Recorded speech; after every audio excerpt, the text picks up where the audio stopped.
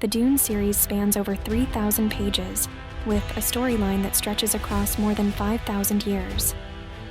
Frank Herbert crafted a vast, futuristic universe, truly a sci-fi epic. Many iconic works have drawn elements from Dune: the Empire and lightsaber battles in Star Wars, the creature designs in Alien, the alien puzzles in Avatar, the faceless men in A Song of Ice and Fire, and not to mention the sandworms in various games, all inspired by Dune. However, Dune is known for its complexity, with many online comments about its difficulty. Herbert's language is obscure, and the logic sometimes unclear, with crucial clues often buried in lengthy dialogues. A quick read can leave one confused. I experienced this myself on my first read.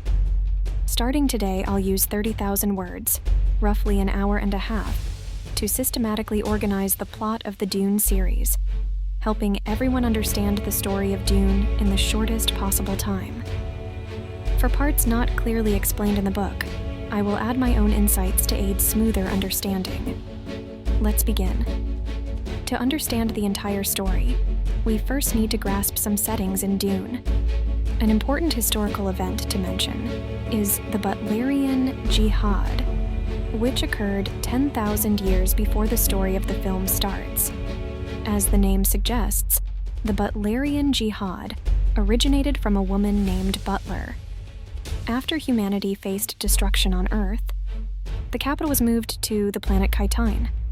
It was still a dark age. Humanity was scattered across tens of thousands of planets, forming thousands of empires, but never truly unified. This changed with the emergence of Harkonnen, whose name isn't important, but whose achievements are noteworthy. He invented instant communication across the universe, space-folding travel, and later, protective shield technology. These inventions made interplanetary communication and travel possible, allowing humanity to reconnect for the first time and form a nominal empire, ushering in the first Golden Age. In this era, humanity was passionate about technological innovation, reaching a peak in the development of computers and artificial intelligence, leading to a heavy reliance on AI. Consequently, some unscrupulous individuals began to harbor ambitions to enslave humanity using AI, attempting to rule over humans through small-scale wars on certain planets. Some visionary families had long been aware of this threat and were discontented. In the year 2000 of the Guild calendar, a woman named Butler was killed by a robot shortly after giving birth to a son, sparking the Butlerian Jihad. Led by the Butler family, in collaboration with the Atreides and Harkonnen families, among others throughout the universe, billions were drawn into this fierce war. 1,400 years later, after the efforts of 2 generations and the sacrifice of billions, humanity finally overcame the intelligent machines. The cost of the jihad was high but effective, destroying all known intelligent machines across the planets, and instituting a decree that forbade the creation of such machines under penalty of death. This war instilled a deep fear in humanity and altered the political, economic, and ecological structure of the Dune universe for thousands of years. As a result, all computer technology was banned, and in the world of Dune, there are no intelligent devices. Combat reverted to more primitive methods. With the prohibition of intelligent devices, humanity focused on developing mental abilities and human evolution. In the world of Dune, you will encounter prophetic visions and supernatural abilities, all results of this evolution and transformation. Thus, emerged the superhuman computers known as mentats, the manipulative Bene Gesserit, the Suk medical school that trained medical robots, and the navigators who could fold space for travel. Of course, where there are people, there is power and politics. The victors of this jihad subsequently rose to dominate the Dune universe, leading to the establishment of powerful entities such as the Landsraad, the Imperial Court, and the Spacing Guild. The families who fought in the Jihad also received their rewards. For example, the Butler family ascended to become emperors, transforming into the Corrino dynasty representing the royal house, while the Harkonnen family received the planet Giedi Prime, and the Atreides were granted Caladan. Representing hundreds of families across the universe, they formed the Landsraad. The Spacing Guild, due to its control over cosmic travel, trade, and interstellar banking, became the ultimate financial authority, conspiring with the Bene Gesserit to manipulate the power dynamics of the Dune universe for millennia. 10,000 years after the Butlerian Jihad, the main storyline begins. Between 100110 and 100140 post-Guild, Vladimir Harkonnen, Emperor Shaddam IV, and Duke Leto Atreides are born. Over the next 30 years, the old Reverend Mother Helen is ordered to be violated by Harkonnen, resulting in the birth of Jessica. Subsequently, Shaddam IV, with the support of the Spacing Guild, ascended to the throne by trampling over his predecessor's corpse. Leto, following the orders of the Bene Gesserit, married Jessica and took her as his concubine. According to the Bene Gesserit plan, their union was the penultimate step in their breeding program. Following the plan, Jessica used her ability to control the sex of her offspring to give birth to a daughter. This daughter was then to marry a nephew from the Harkonnen family and bear a son. This son was to be the Kwisatz Haderach, the chosen one foreseen by the Bene Gesserit, a multidimensional being capable of existing in any time and space, cultivated over 90 generations, and awaited for 1,000 years.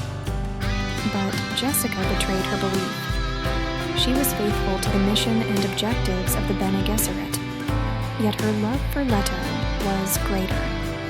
She wanted to bear Leto a son, and thus our protagonist Paul was born. On this day, the infant Paul, cradled in his swaddling clothes, would become the savior of billions in the universe of Dune. Lady Jessica, from his childhood, secretly nurtured Paul and taught him all the Bene Gesserit knowledge. She could not be sure if her son was the chosen one, but her love for him and for her family was boundless. This family was worthy of love. Duke Leto, adhering to his family's kindness and valor, ruled the planet Caladan with order and lush beauty. The people of Caladan were deeply grateful, and its army was fiercely loyal to Duke Leto. During Leto's reign, the Atreides family's prestige reached its peak within the Landsraad. This peak, however, incited the envy of those with ulterior motives. At this time, the Harkonnen family also thrived in their fiefdom of Giedi Prime, transforming the planet into a cyberpunk, decadent industrial world. Vladimir Harkonnen, known for his ruthlessness and greed, was appointed by the Imperial House to govern Arrakis, also known as Dune, to oversee the spice mining. The spice, also known as melange, has a cinnamon scent. It can extend life, and when consumed in a certain way, grants the ability to foresee the future. But the spice's role does not stop there. It is essential for interstellar travel. Without spice, humanity could not travel between stars and would be isolated. At this point, humanity could no longer imagine a universe without spice. Crucially, spice could only be produced on Arrakis and could not be synthesized. This made the spice exceedingly valuable. At its highest price, a single shipment of spice could buy an entire planet. The Harkonnen family was responsible for mining. The Spacing Guild handled transportation and sales, and the royal family took a cut of the taxes. Every organization and family in this profit chain filled their coffers. Meanwhile, the royal family and the Harkonnens secretly stockpiled a vast amount of spice, a secret known to Leto Atreides. The Imperial House was very displeased. On one hand, the burgeoning growth of the Atreides family threatened the status and authority of the throne. On the other, if the secret of the spice stockpiles was exposed to the Landsraad or the Spacing Guild, it would cause significant trouble. Thus, the royal family conspired with the Harkonnens to eliminate the Atreides family. Thus, the plan commenced. The Imperial spokesperson, along with representatives from the Guild, the Landsraad, and the Bene Gesserit, arrived on Caladan to announce the reassignment of the Atreides family to Arrakis, tasked with managing the spice mining. During this period, Jessica's mother and mentor, the Reverend Mother Helen, conducted a test on Paul using a device called the Gom Jabbar. The Gom Jabbar, a common Imperial weapon, focuses on the fear of the unknown and pain contained within a box. As the Bene Gesserit have admonished for centuries, one must confront their inner fears and physical pain. Only by passing this test can one truly become a member of the Bene Gesserit. The Reverend Mother Helen was torn. She felt maternal affection towards Jessica, yet was very displeased with Jessica's unilateral decision to bear a son against the orders of the organization. Fortunately, Paul passed the test. Reverend Mother Helen nominally accepted Paul and acknowledged Lady Jessica's training. On the other hand, Duke Leto was deeply conflicted. He knew well that this was a conspiracy by the royal family and the Harkonnen family, but if he didn't go, it would mean defying the royal order. Considering the 1,000-year legacy of his ancestors that could be destroyed by one decision, leaving his people, followers, and relatives without support, Duke Leto resigned himself. Let's do it, he thought. There's a slim chance if we go, but staying here means certain death. The night before departure, Duke Leto visited the family tombstone to bid farewell, reminiscing about the past with his ancestors, his parents, grandfather, illustrious ancestors, and the little flowers of Caladan. On the day the Atreides family moved to Arrakis, it marked the largest power shift Arrakis had ever seen. The native freemen had never witnessed such a massive military display before. Unlike the demeanor of the Harkonnen family, every soldier of House Atreides had loyalty etched into their faces. If their claims of ending exploitation and oppression were true, it would be a blessing for the freemen who had suffered under Harkonnen tyranny for decades. Moreover, the freemen took particular notice of young Duke Paul. In their millennia-old prophecy, Arrakis was destined to receive someone one day, a child of the Bene Gesserit, whom they could call the Lisan al-Gaib. He is your savior. If the prophecy were true, then this young duke would be their savior. To prepare for the potential war, Duke Leto sent the skilled house warrior and swordmaster Duncan as the Atreides ambassador to Arrakis. Duncan was to pave the way and establish good relations with the native Fremen to form an alliance against the Harkonnen and royal forces. The Fremen were like desert nomads, even elusive to the Emperor's census. The Emperor believed his Sardaukar warriors were invincible, unaware that the universe's strongest fighting force was the secretive Freemen. A single Freeman squad could annihilate a Sardaukar unit, and their numbers far exceeded the Emperor's estimations. After the Harkonnen family left, they abandoned a mess. The mining equipment was old and poorly maintained, with less than 30% efficiency. Previously, 800 workers had quit, which would greatly impact early extraction efficiency and potentially give the royal family an excuse to cause trouble. So Duke Leto ordered Gurney to quickly contact the royal representative on Arrakis, Dr. Kynes, and ask him to convey a few words to the royal family. Kynes knew the location of the royal warehouses on Arrakis, and from him, they could find out if there were any usable machines. Simultaneously, Gurney was to negotiate with the workers who were planning to strike. promising them a 20% raise and other benefits to retain them. Shortly after arriving on Arrakis, Paul encountered an assassination attempt. A 5-centimeter-long micro-hunter seeker, capable of entering the human body and severing nerves, infiltrated his room.